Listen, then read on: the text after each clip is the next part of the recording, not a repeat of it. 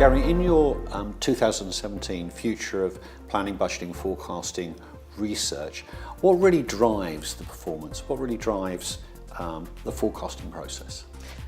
So there are a lot of different components to a planning, budgeting and forecasting process, and a lot of things that drive performance.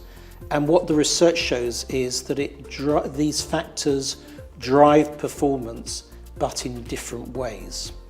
So if I just remind you that we are measuring performance in terms of speed, its accuracy, and the distance over which one can look out on the horizon, what are the things that an organisation can do to improve that performance?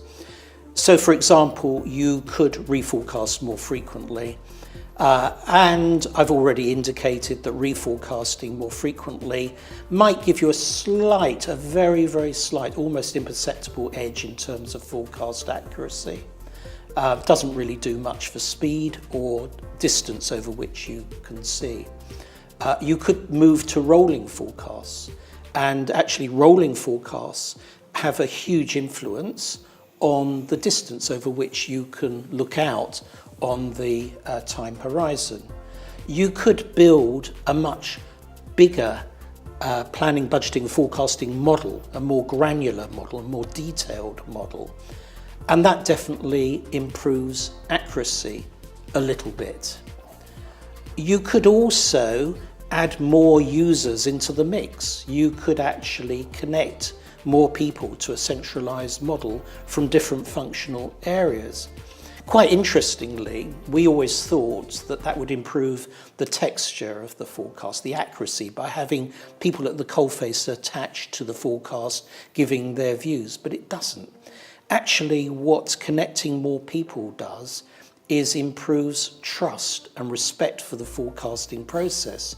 So it is better respected as a forecast process. People within the organisation trust the forecast more, but it actually doesn't deliver anything in terms of speed, accuracy, and looking out on the forecast horizon. So the total view of this, if you like, is you have to do a mixture of things. You can't just press one lever or pull one lever and expect your performance to improve. You might have to have bigger models. You might have to turn to rolling forecasts. You might have to have a large centralized model.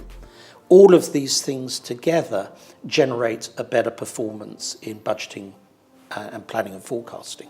So a combination of all those things. Exactly. There is one thing that really surprises me, which is the use of non-financial data. One of the things that I know you and I have talked about, Gary, is how important that is. But what we're seeing in 3 years is just 11% more companies using that information in the research. So what's going on there? Yeah, so just to repeat what you were saying, only 11% of companies said they're using non-financial data more than they were 3 years ago. And the problem actually is very easy to see, because also buried in the research is a clear indication that data is scattered everywhere. People have doubts about the quality of that data, and other functions are not good at sharing the data that they have with the corporate finance function. So for all those reasons, actually CFOs and finance functions are struggling to deal with the data they have. One of the most interesting parts of the research this year was that 78% of organisations claimed to be more data-driven than they were 3 years ago.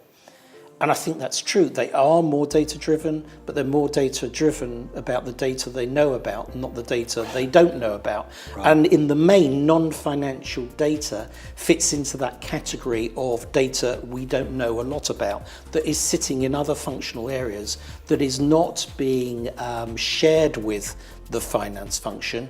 And in many cases, we actually don't know what data is sitting in those other functional areas. So there are some, if you like, organizational, cultural and technology issues that are preventing the modern finance function from exploiting non-financial data. Yet, non-financial data, above everything else, non-financial data holds the key to looking out further on the time horizon. So if I could wave a magic wand and say, this is the one thing that has to be done next week to improve forecasting, it would be to actually exploit non-financial data.